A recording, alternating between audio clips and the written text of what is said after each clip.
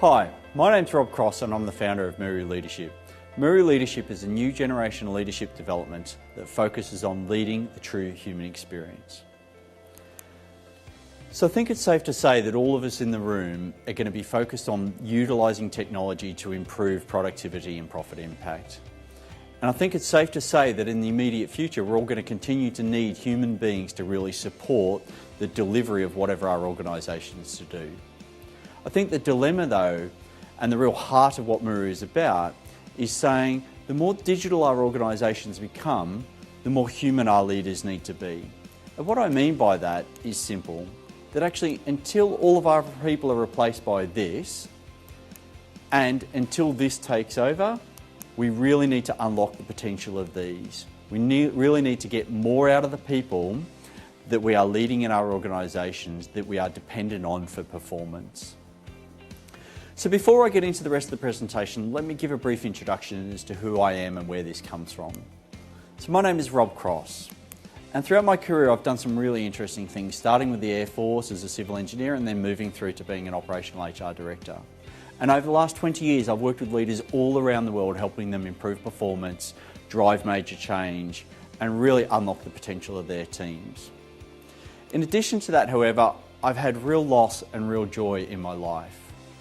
And the top photo is two individuals that died separately who I was incredibly close to. And the bottom photo was the real joy of having children come into my life. The reason I share this story is throughout the 20 years that I've been a leader, I have not met a single individual who doesn't have a story of their own. We heavily focus on this side over here, but in reality we also, all of us have this side. And for me, this is what Muru is all about.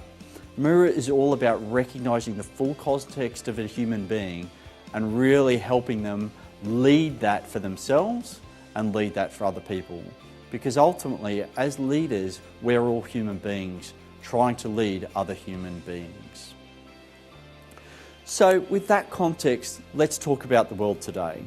So the world today has three megatrends. The first is politics. You only have to open a newspaper, put on a news channel to realise that the political landscape that we're operating in has changed dramatically and will continue to do so. The second megatrend is technology. So whether that's artificial intelligence, augmented reality, or the Internet of Things, or the combination of all those things, technology will play an increasingly important role in our lives, both at work and at home. And the change will continue on and on as we seek new and better ways of doing things. The third megatrend is climate change. And I think whether you believe the research or not, you can recognise that change is happening.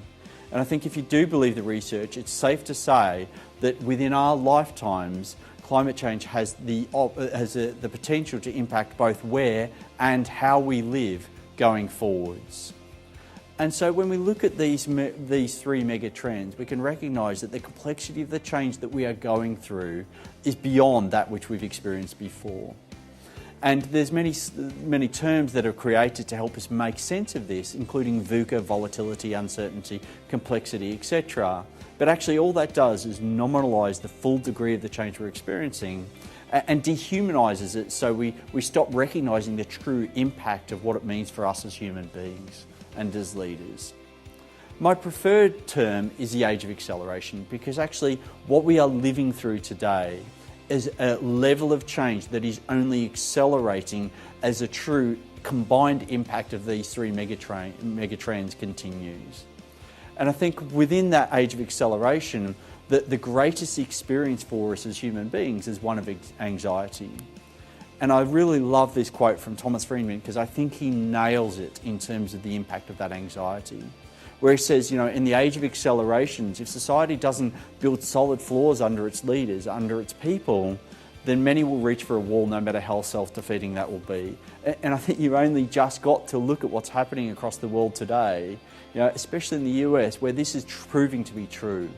And I think what Thomas says in terms of this concept of anxiety, that addressing anxiety is one of the greatest leadership challenges that we face. And I don't think that necessarily is only at the top of organisations, but I think it goes throughout organisations, because as leaders, we have to deal with that anxiety ourselves, and we have to deal with the anxiety in terms of the people we are leading are also experiencing. So in the face of that, what do we do about it? And I guess for me, the exam question that sits with all of us is, how do we build solid floors? And the Muru philosophy is that solid floors comes from helping people develop confidence and courage across all contexts of their life. Not just about the professional side, but also about the personal side, because that is ultimately the complete picture of the human being. And to build that solid floor, to build that confidence and courage, is to help people lead and live with greater authenticity, purpose and mindful intention, which is ultimately what leading the true human experience is all about.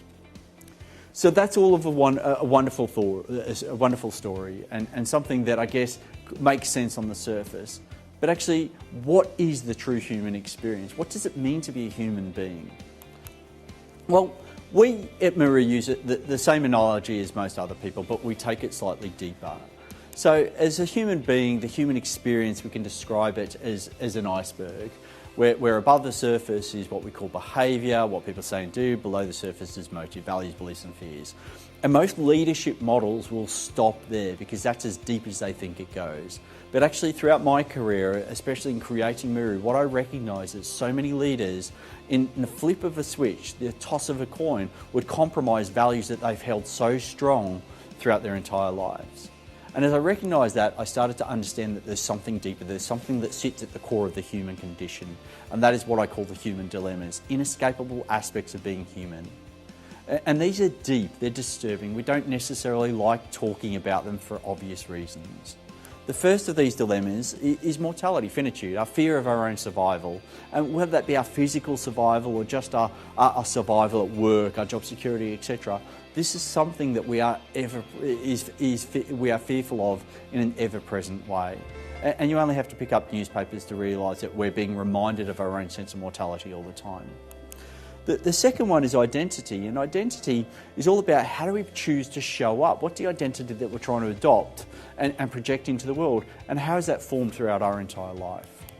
Then there is meaning, which is all about, well, what's important to me in any moment or for all moments of our life, and what purpose am I deriving from that, and what sense of meaning am I creating that's guiding my actions? And then with all of that, my sense of freedom. And freedom is all about having the responsibility to decide, to make choices.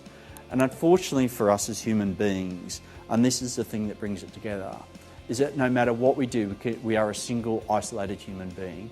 And so we have to grapple with this and bring this to life as a single person, no matter how much advice and support you get from everybody else.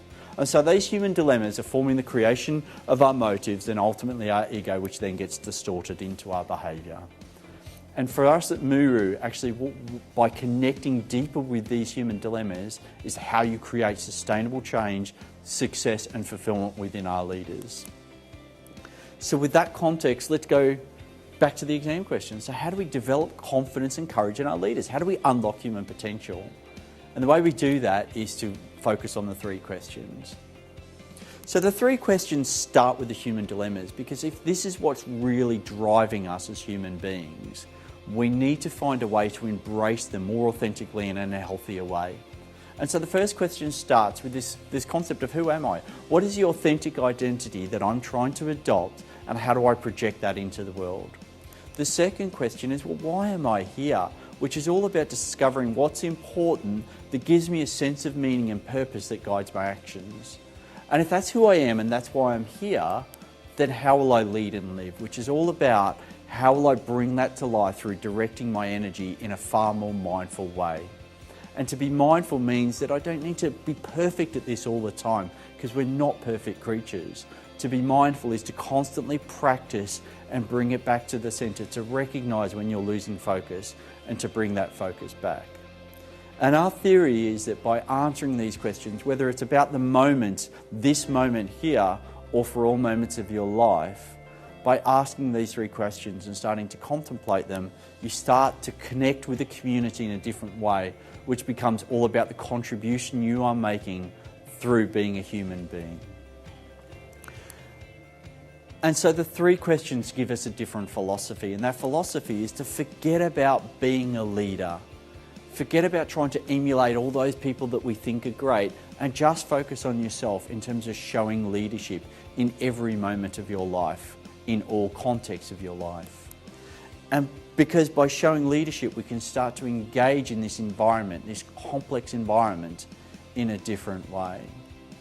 And so to sum up, what Muru gives us, it gives us the ability to build confidence and courage from leading and living with greater authenticity in terms of how I show up, greater purpose in terms of the meaning I'm focused on, and greater mindful intention in terms of how I'm directing my energy. If I can leave you with one simple thing, regardless of what you take from this, I'd ask you to take this away. That actually contemplating these three questions, embracing the human dilemmas, doesn't necessarily require a huge amount of energy and attention and focus. It can take a minute. And so I ask you to just take a minute to think about, well, who are you? Why are you here? And how will you lead and live? Because ultimately, the response to those questions and taking action against them is a choice. And I think this quote sums it up perfectly, because at any moment it's important to be able to sacrifice what we are through making a choice to what we can become. Thank you very much.